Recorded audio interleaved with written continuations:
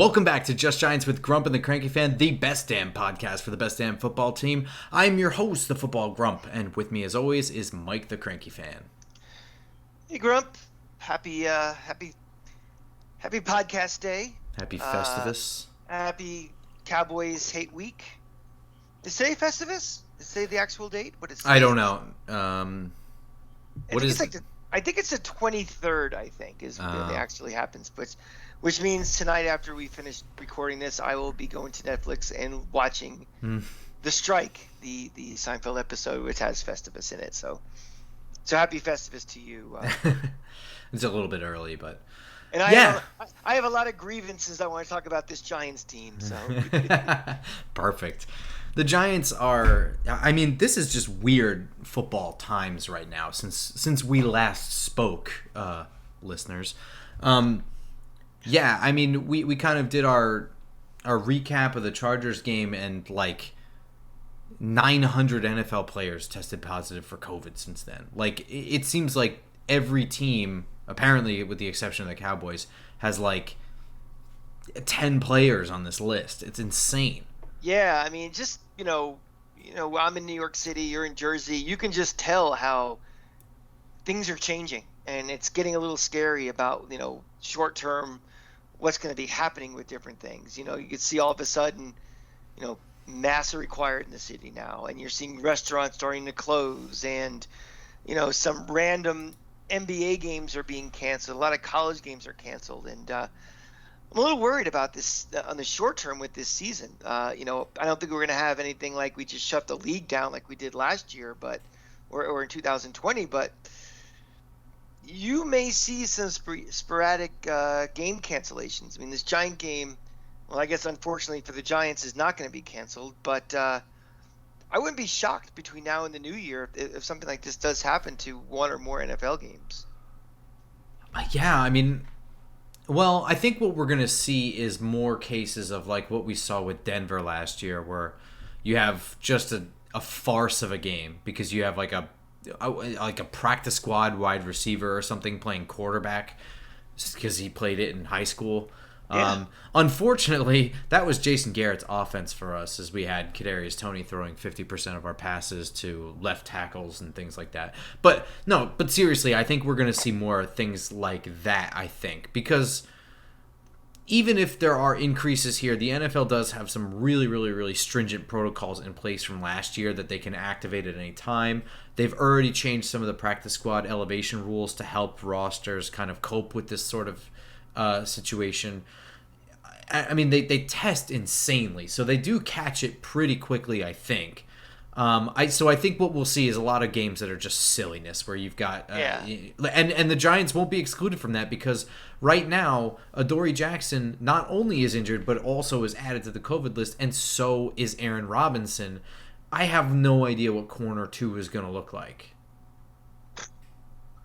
Who knows? And again, between we're recording this on a Thursday, between Thursday and Sunday morning, there could be more tests, and there could be more guys out too. So it's, you're starting to mess with the integrity of the game a little bit. And I'm not a gambler, but a lot of you guys are, and it's like, how do you gamble on something like this? And if you're a coach, how do you game plan for a game like this? You just don't know from one minute to the next who's suddenly somebody's out.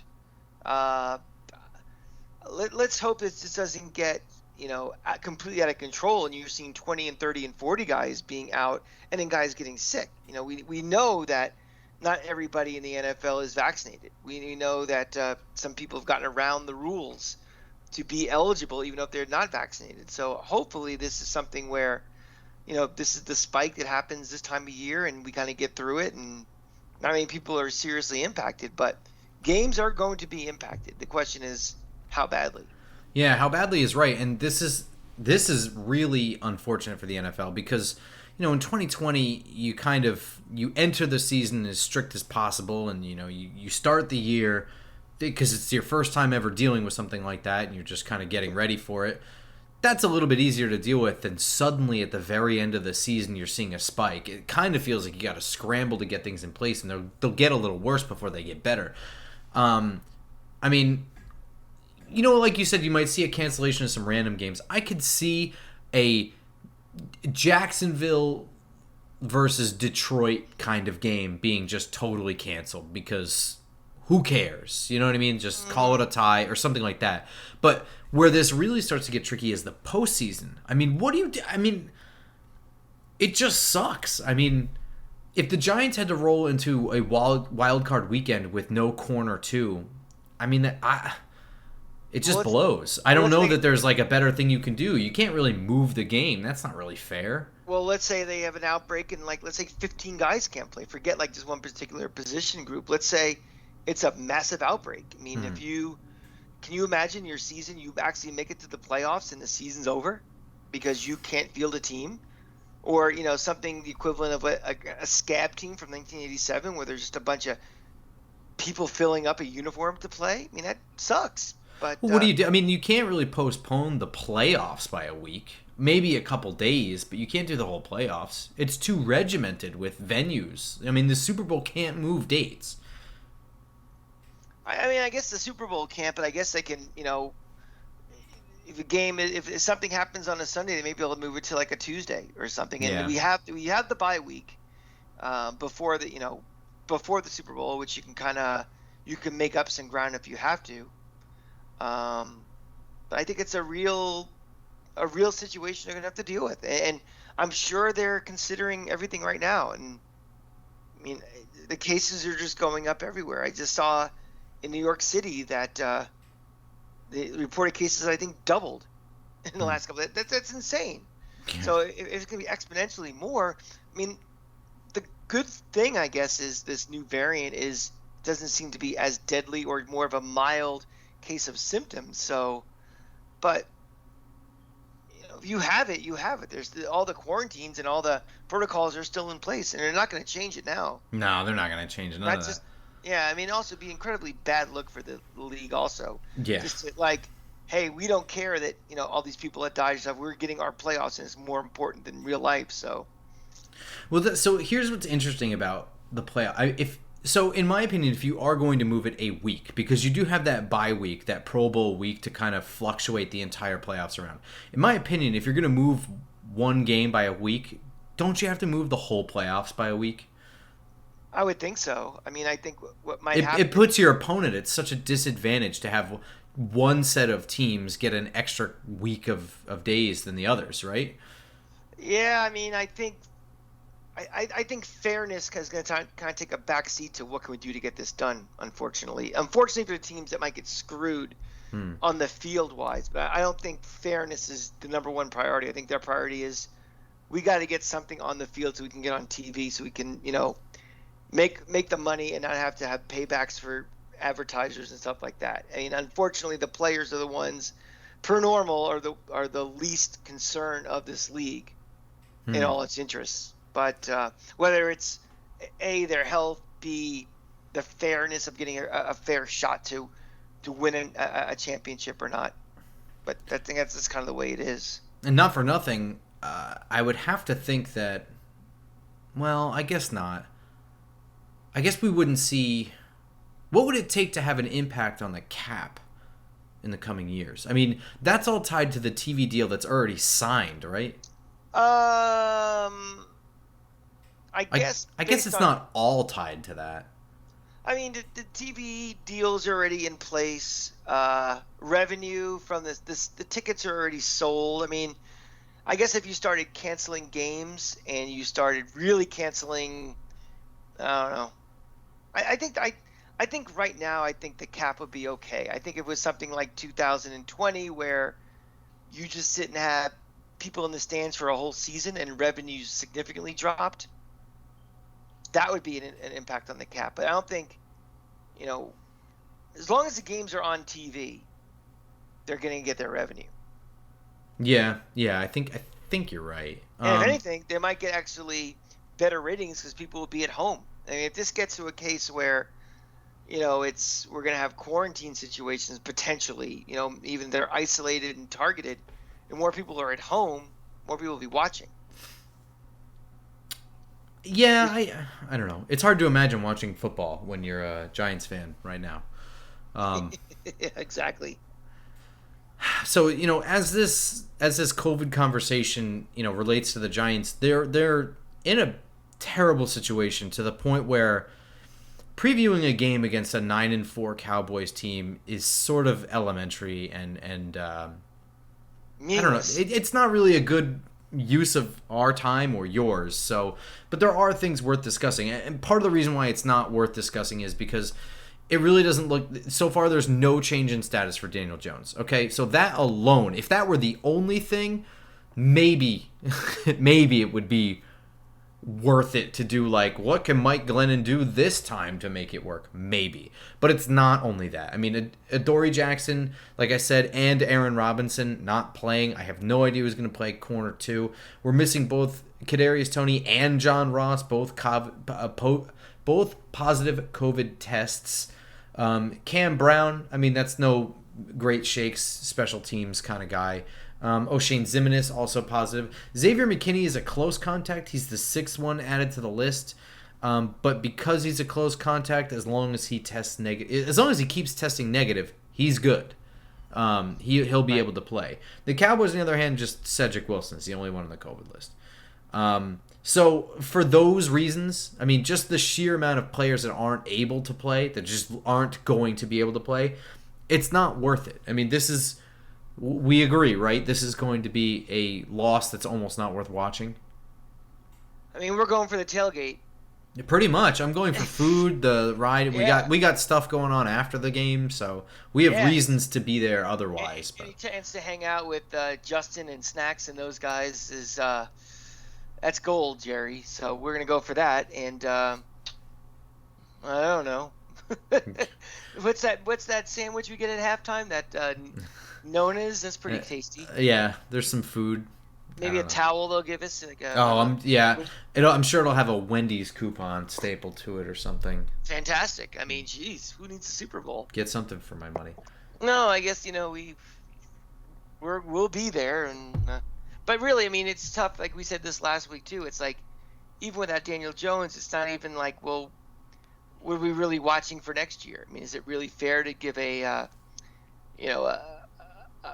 fair shake to what the offensive coordinator is doing, the play calling, or trends for next year? Or I mean, all he can really do in a game like this is just watch and see is Joe Judge doing a little better job with clock management? Is he doing better with his timeouts? Is he doing little things that give you like, okay, he's kind of learning from previous mistakes, which is player independent. It doesn't matter who's playing, the things that he's doing. I mean, it doesn't make for quality entertainment for 3 hours of my Sunday, but if you're trying to look for positives, I mean, that's really all you can really hope for right now, I guess. I guess you want to see, watch Andrew Thomas and see him, starting to play better, or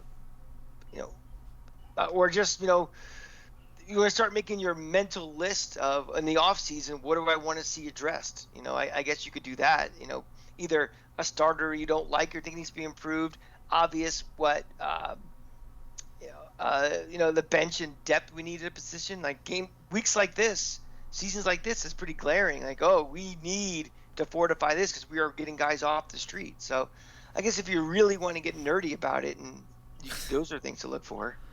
Yeah, I mean, I think there's some things you can do that.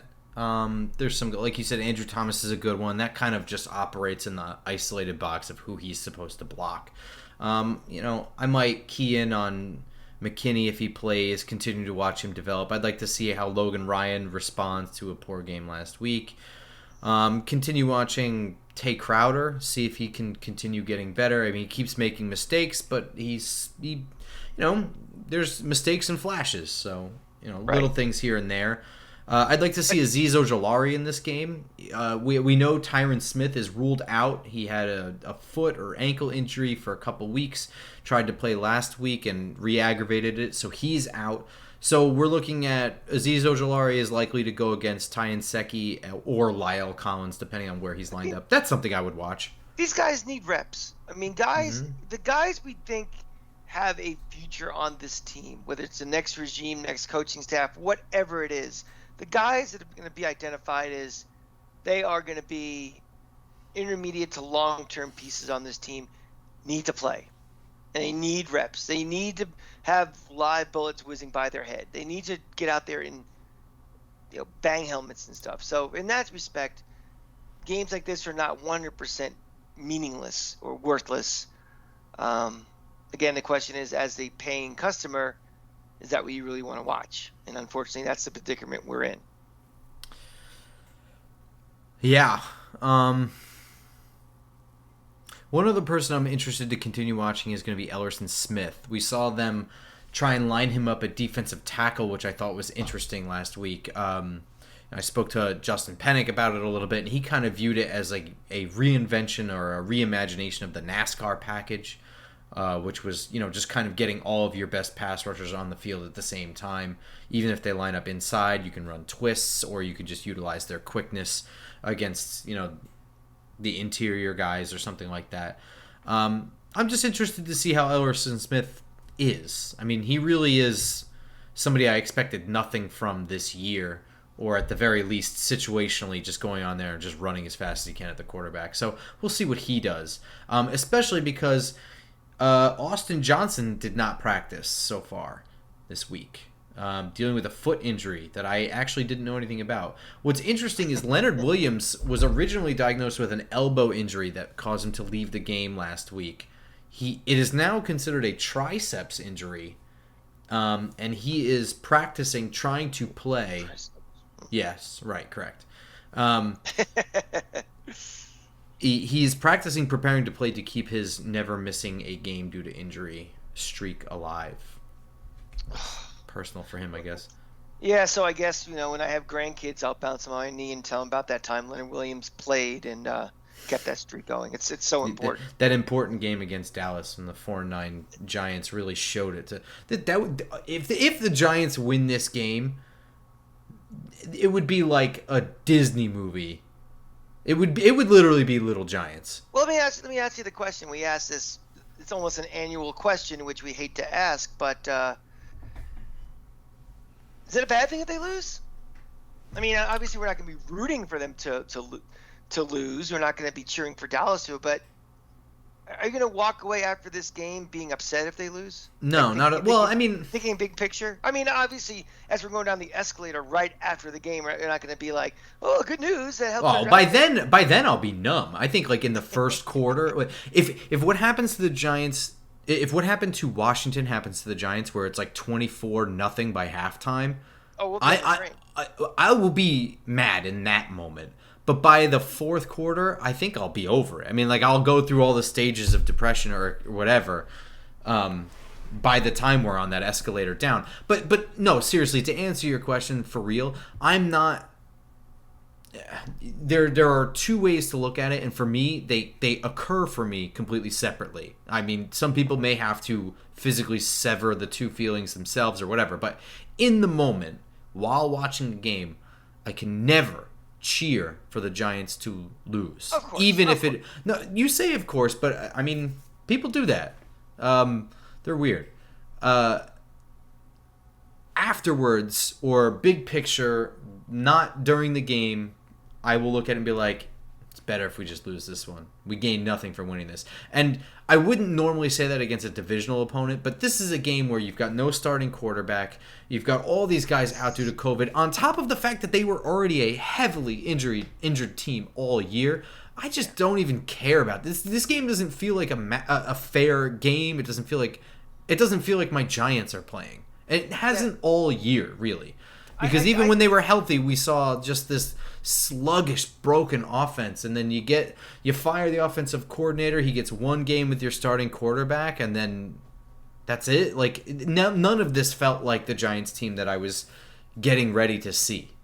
It just seems so all inevitable. Like, I've never felt as disconnected from a team, or Giants team, as I have this year. And it's really...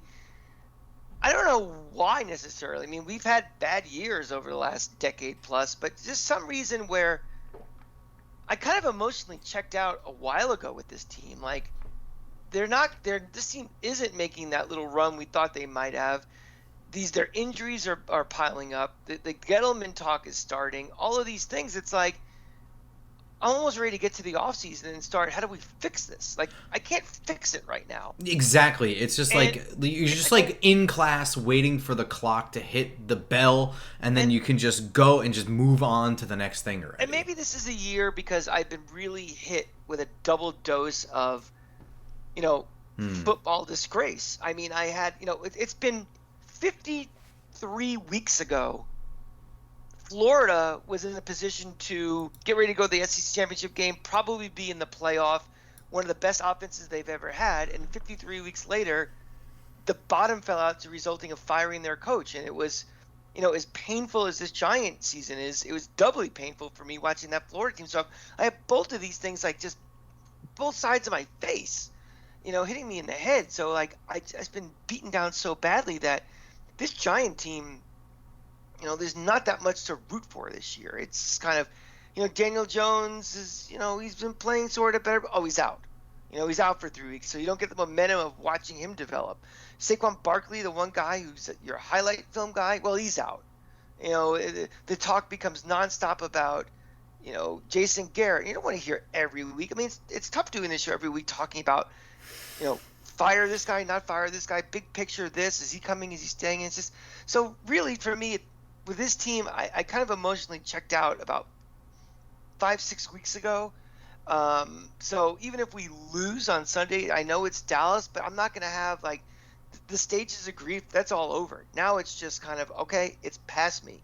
And I'm going to be thinking about, all right, well, what's our draft pick right now? But you're right. You never during a game like, all right, 3rd and 7, don't get the first down because of the draft pick. You want to beat those pricks. And all the meathead goombas are going to be around us. I want to win even more. When it's a tight game and, like, things are screwed up and we suck and all these guys are out and and like I said, like, we're up by 3 or something and we're in this crowd that is going to be, like, 70-30 Cowboys fans. Ooh, it's gonna you better believe I'm throwing it in their face that they're losing to us. I mean, this is a game where the Cowboys have no excuse to be behind at any point. There's no excuse. Even if we take the opening kickoff for a touchdown, that's no excuse.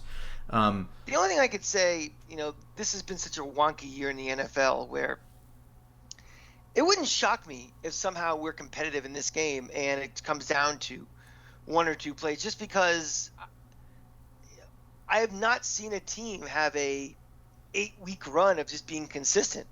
Like nobody's been consistent this year over a long stretch. And this Dallas team has not been playing, that great. Dak has not been Dak for quite a while. I mean, could this, because of, a pick or a fumble or a special teams play, can the Giants hang around? Well, maybe. The defense is, for all the injuries and stuff, is still playing hard. They're still playing for their coaching staff. And right, if we're in that situation, if we get to the 4th quarter and we're down 8, you better believe we're rooting for him. Better believe we're going to be giving stink eye to some, meathead Cowboy fan from New Jersey. But I don't think I'm ever going to hit the stage of being, even like just sitting there. The face we make when we're just sitting there, just kind of like, yeah, pretty much. What the hell are we watching? That's over. Now it's just kind of, okay, entertain me. And if not, all right, let's get on the train and, think about next week and think about our needs and move forward. Sucks. Yeah. I've been beaten down. One of the other guys I was looking forward to watching was Ben Bredesen. I have some clarity on his injury now, is that it is an ankle injury, and he still hasn't practiced. So I guess we're not going to be watching a whole lot of Ben Bredesen. That was part of that watching for next year thing, which is, it's frustrating because I felt like I've been watching for next year this whole time. We spent this offseason, we re-signed Leonard Williams, we got Kenny Golladay, we drafted Kadarius Toney and moved down, and we drafted Azeez Ojulari, and we were just, it looked like so many things were kind of, wow, these are the moves we wanted. Look at this. We went out and we got Adoree Jackson, and none of those pieces like ever played together. Nothing. So I just always was waiting for this team to assemble that never happened, and now we're at the point now where I'm watching for next year again. I was excited during the preseason. I was a little concerned why guys weren't playing, either just being held back, which at the time, maybe didn't think about it, but maybe the coaching staff was just like, we're not playing these guys who's not ready to, or whatever reason. That first loss, week 1 to Denver, was kind of like oh, Yeah. maybe this team isn't that good. Really? Because we both had in our July and August predictions, we both had us beating Denver in the beginning, and like, let's set the tone for this season that we're going to be competitive. And last year wasn't just fighting to be a playoff team, being the playoffs, not just a playoff team. And it really kind of pissed in our Cheerios losing that game. And Well, it was then because they looked dysfunctional. Like everything just they looked weren't like ready. they just looked like a. I love this because you can't stand this movie, and I always reference it. But they looked like Doc Brown's refrigerator in Back to the Future 3. Do you know exactly what I'm talking about? No.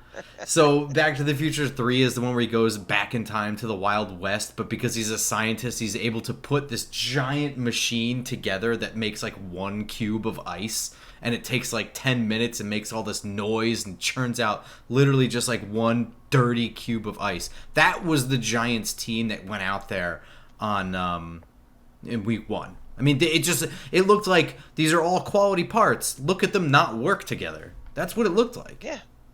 And even then, there were guys not playing week 1.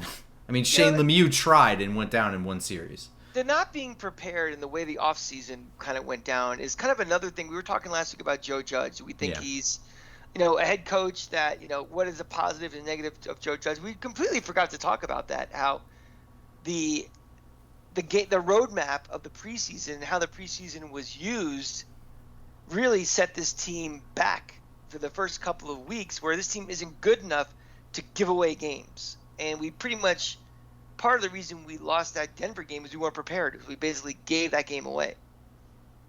So that's another thing we can put in that evaluation of Joe Judge is. So let's talk about that. My biggest issue with Joe Judge takes, and I think they've gotten out of control, by the way. Whatever. My stance on Joe Judge was pretty explicitly stated in the last episode, so I'm not going to rehash that. But right. There are things about him I like. Like, for instance, I think it was smart that leaving Miami, they went to Arizona, they stayed on the West Coast in the right time zone, they practiced together there. Now, because of COVID, that kind of screwed them up a little bit, probably. I don't know. But then, and then they went to LA and they brought all the injured players along with them. I thought that was smart. These are head coach moves that I think are intelligent that he does. But he's not an nincompoop. Exactly my point. I don't think he's a total train wreck, which some people seem to think. I don't think that about him, but he does do things that I'm not sure about. But my biggest issue is criticizing him on such a small and unfair sample size. I mean, like, there are things I think about him and I want to criticize him for, but I really don't know if that's who he is or the situation he's in. You look at the 2 years he's been head coach, he's had to deal with COVID. Those are the only 2 years we have of him as a head coach. He's dealing with that. But on top of that, my real question to you about this, and it ties into that, is when you say, when we're talking about how they weren't prepared and we were too conservative with guys in the preseason and sitting them, not practicing them or whatever, we don't have the sample size to know this, but I'm guessing that that's part of his conservative nature. But is it possible that he started getting freaked out because the injuries were popping up in the preseason and decided to shut some guys down? Do you think that he's normally like that, or do you think he was just trying to react to his entire roster getting hurt? I think he is conservative in nature, and I also think he's got some of that Belichick, I don't want to show anybody anything. Okay. I think it's people getting banged up. When people start getting banged up in key pieces, you don't want to have that ripple effect of having other guys potentially be in a position to be injured in meaningless games. All of a sudden you have a right guard in who shouldn't be playing because other people are not playing because some guys are hurt, and all of a sudden it gets really dangerous for your starters or something. So I think that's part of it, but I think a lot of it is I think that's an overall league trend. So I don't know if it's just specific to only him, of just, we are just cautious. We load management. We don't want these guys. It impacts the play. It's shoddy play for, just watching an average NFL game just seems sloppier than it has been, in previous years. I think part of it's just not doing what you need to do in the off season and preseason for it. So yeah, but I think a lot of it also is him. I think he's a conservative guy by nature. He's a little bit of that paranoid thing that comes down from Belichick, where I don't want anybody to know anything. I keep it close to the vest. Don't say too much. Don't reveal anything. Those type of things. I think it all kind of fits together. How would you say Joe Judge stacks up against somebody like Urban Meyer, who was fired yesterday, Wednesday, right? Yeah, and Urban Meyer is. I have a lot I mean, you have longer. a lot to say, so just go ahead. I'm asking Yeah, you. I mean, as a head coach, strictly as an X's and O's head coach, motivator, game planner, all of that, Urban Meyer is probably, of all the coaches I've ever had, college or pro, is probably the best coach I've ever had coaching one of my football teams. The guy is well organized, well prepared, executes a game plan. However, the problem is that only works in college. It doesn't work in the NFL. Specifically, I'm thinking now you take away just the X's and O's in coaching, it's the psychology. And Urban Meyer is the type of guy where every loss kills him. Kills him. When we lost the 2009 SEC championship game to Bama, we were undefeated. We lost that game. He had to go to the hospital at 4 in the morning with chest pains because he took that loss so badly. In the NFL, you will lose 6 times and you may get a bye in the first round of the playoffs. He does not have the temperament to be a head coach in the NFL. So I knew that he would spiral out of control very quickly. I don't know after 11 games it was going to happen. I knew he was not long for this league, especially being out of coaching for a little bit. You can't just turn it on and turn it off. Once you're not in it anymore, you're out. You're better off, especially somebody with the extreme intensity of a guy like him. And also, you can run your college team like a dictatorship. You are the boss. It's true. What you say goes. I will pull your scholarship. I will, you're gone. Can't do that in the NFL. These guys all make, if not as much money as you, more money than you. They're protected by a union. They'll sit. They will voluntarily sit because they know eventually if they're good enough, someone will come calling. Yeah. Yes. So you can't run the mind games and the psychological things with professionals that you can for college kids that you basically own. So this was never going to work, this Urban thing. And knowing what kind of a drama queen he was from the past, in his time in Florida, this was going to end this way. But as far as going back to your original question of comparing Joe Judge to Urban Meyer, I can't even think of 2 instances where I said that was horrible clock management. Yeah. No, I can never think of we were unprepared to play this game. I can never see a game of I've seen the opposite example of where that team was unprepared to play us, where we have schemed something that just they were not ready to see us. He coached Florida to win. When we beat Ohio State for the national championship, that was one of the best coaching jobs I've ever seen in my life. Joe Judge has not coached us to a win yet in his year plus as head coach. Doesn't mean he can't, but I think they're night and day. But would I rather have Joe Judge or Urban Meyer as my NFL coach? Joe Judge. Interesting. And I would have said that before he was hired at Jacksonville. I believe that because we've spoke about Urban Meyer for years now. Yeah. Did you watch any Jaguars games this year? Because I openly admit that I have not watched a single one. So I have not watched any Jaguar games. I just can't fathom I can understand everything you're saying, right? Lost the locker room. The coaches didn't even like him.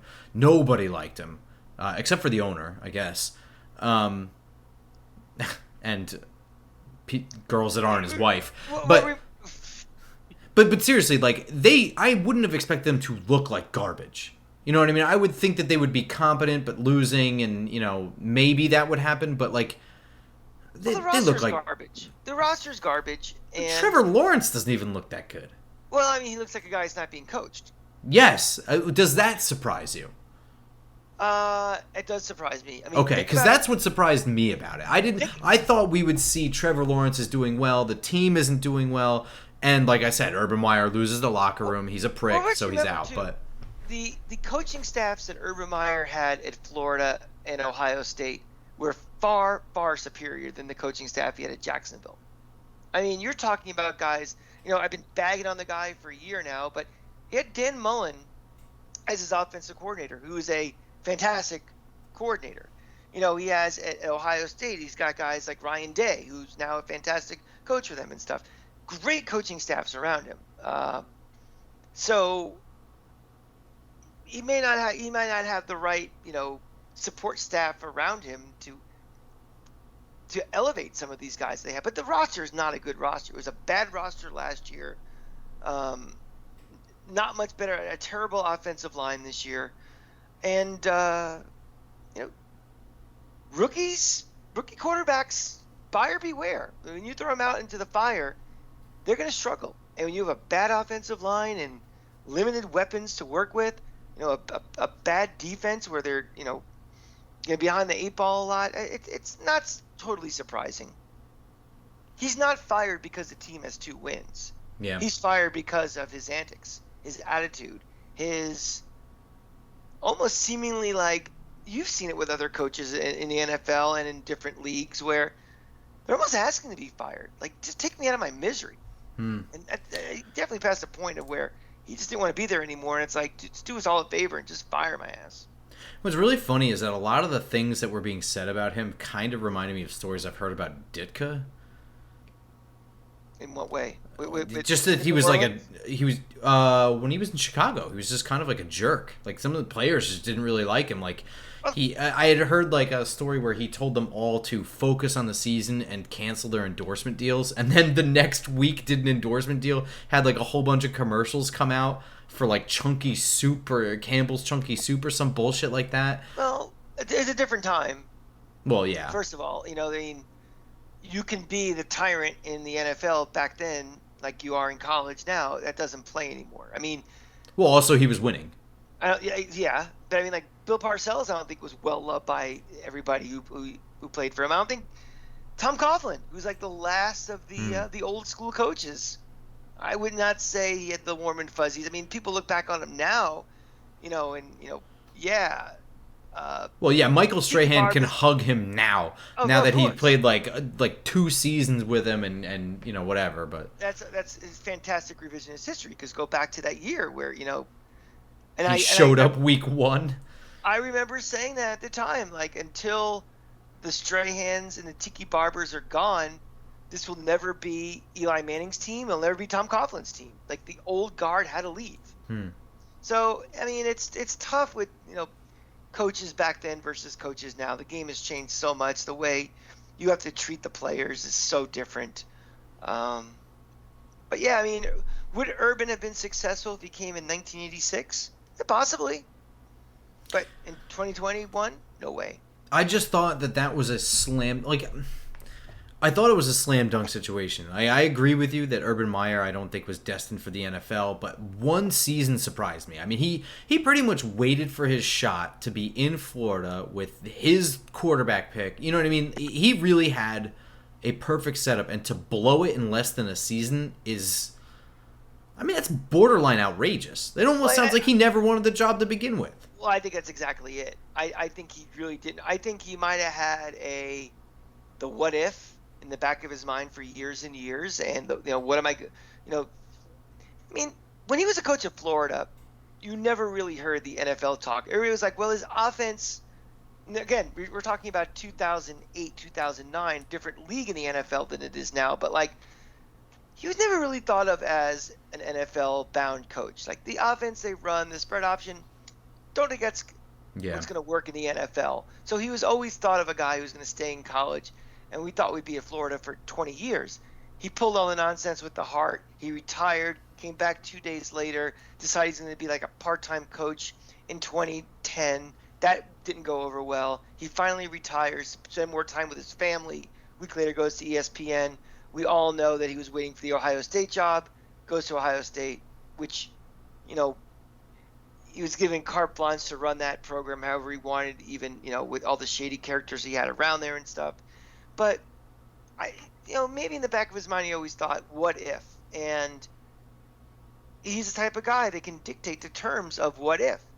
Okay, Jacksonville, you're talking about a place, first of all, financially, no state income tax, you make more money there. Mm-hmm. Some of the fan base, not me, but some Gators still actually like him, so maybe he'd get a longer leash on how well, if the Jaguars struggled for a year or 2 or 3, that he would get the benefit of the doubt of some things. But I don't think he ever really wanted to be there. And I think he realized really quickly, especially after you're out of the game for a couple of years, when you're working, Fox Sports and you do a job once a week, it's not the same as the 90-hour-a-week grind that it takes to be an NFL head coach. And he just may have realized, I made a mistake. I don't want to do this. And either consciously or subconsciously, he self-sabotaged himself. I mean, the thing that happened in his restaurant in Columbus, that doesn't happen to guys that are just 100% committed to their job. Yeah, I mean, it's not hard to just get on the bus, man, or whatever, the plane. He stayed back. I mean, it's just allowing yourself to be in that position. Like, if you are allowing it, he made it happen. That's what I'm saying. Like, he didn't just like be like, we're at this bar and there's this girl, I think I'm going to stay at the bar. It's like he planned to stay an extra night. Like, I mean, that's actively trying to make bad things happen. I mean, I could tell you an anecdotal story of being back in Gainesville where a friend of mine was friends with the Meyer family, and it was like a Christmas dinner or something, and he was at the Meyer house, and this is like December 23rd, and Urban didn't come out. He was in his room prepping for the bowl game, and he was with Shelly, the wife. They were cooking dinner. He came out like for 5 minutes, was like, hi everybody, Merry Christmas, and went back in the room. That's what kind of a maniac he was when he was 100% focused and committed to being a coach. Now he's the head coach of an NFL team, and right after a loss, he's in a city 800 miles away, getting grinded on by some chick. So, I mean, really, it's just like, where his headspace was. Like, he's not fully in the game. And when you're a head coach, you're not fully in the game, you're done. Yeah. That was early on, too. I don't remember what week that was, but we were in single digits for sure. Week 4, week 5? Yeah. All right, well, speaking of him not wanting to be there, I don't want to be here anymore, so let's just... And I don't think I'm really going to want to be there for much of Sunday, just to see friends and whatever. Because, like I said, this is not a Giants game. I am fully capable of seeing a bad team and just trying to focus in on some players. Most of those players aren't even playing, so I can't even do that. So we both agree this is a loss, yes? Oh, yeah. I mean, the question is going to be, does this team even score double digits? Yeah. My answer is no. The way Dallas' defense is playing right now, our complete... The combination of the talent that's playing and the trying to execute a game plan from a former offensive coordinator, it's just a mess. We lose this. I think Dak actually has he struggles as well. Maybe it's one of these games we've been playing where it's like 7-3 middle of the second quarter. We ended up losing 24-9, something bad. Defense just runs out of gas from being on the field too long, and we lose like that.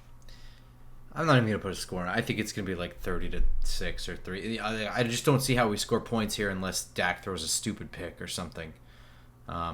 Or if someone falls down in coverage. I just don't know how. The wide receivers are healthy, but Glennon can't throw an accurate ball. We've seen it for 2 straight weeks now. We can't block. We've known that for a full season. We're not making any commitment to the run. We're not making any commitment to get the ball into the best playmakers' hands. We're not doing anything really coherent or with any sort of plan. Yeah. It's just... You think Dak struggles. I think they just sit him halfway through the game. There's no point in playing him. Well, I guess the bigger question, Grump, is forget the score, is when do we leave? What's the point when we leave? When we're hungry. That's true. We do have a big family pub crawl going through Midtown at 6 o'clock, which will be much more exciting. Yeah. So The I mean, question we have a long day. We gotta fill our bellies for that. Do we want to grab an early, grab a drink in the Jameson room and head out, or do we want to grab a Nona's sandwich? You like those chicken nuggets somewhere, didn't you? Something. There were tater tots too. I might hit that up. That sounds good. I don't want to do a podcast on stadium food. Washington is at Philadelphia. Both teams have the same record. They're 6-7. That's an interesting matchup. It really is. It is. I mean, we're gonna win. We gotta root for Philly here, right? They have 3 first-round draft picks. We want to push them. Oh yeah. Oh, I understand what you're saying. Yeah. I mean, and again, something. We can do this because we are fully invested Giant fans. We're not win chasers. We're not just trying to, we're not bandwagon or anything. It's like we're looking at long view as being a Giant fan. This season's over. Well, because the Eagles aren't going to do anything this year anyway. But exactly. They got 3 first-round picks. The best we can hope for is that their pick is further and further up. Exactly. So, I mean, you hold your nose. You kind of root against Washington as opposed to rooting for Philly. Is that the way we can justify our, existence? Sure. Yeah, our existence, yeah. Yeah, well, yeah. That's getting tougher and tougher to justify every week, apparently. I don't even know how to read these two teams. I mean, they're kind of Jekyll and Hyde-ish, both of them. Yeah, Where is this game? In Philly? Mm-hmm. Yeah. Does it matter? Yeah, I mean, let's take Philly winning by a field goal. Sure. I'll agree to that. Yeah. All right. Well, I mean, that's going to be that. If you are headed to this game, I'm sorry, but we can make it up to you. Come hang out with us.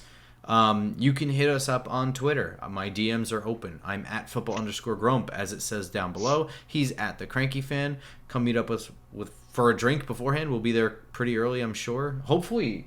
I mean, it was like 65 degrees today by me. Yeah, it's supposed to be chillier on Sunday. Damn. It's supposed to rain on Saturday and then drop. I think it's gonna be in the mid 40s, I believe. So it'll feel like playoff weather, even though it won't look like it. It sure won't look like it. All right, everyone. It'll feel like December. It'll be good. Bummer. Well, if you're there, hit us up. We'd love to grab a drink with you. If not, watch at home. We'll clink glasses, socially distant. Until then, we'll see you guys next week. Go Giants. Go Giants.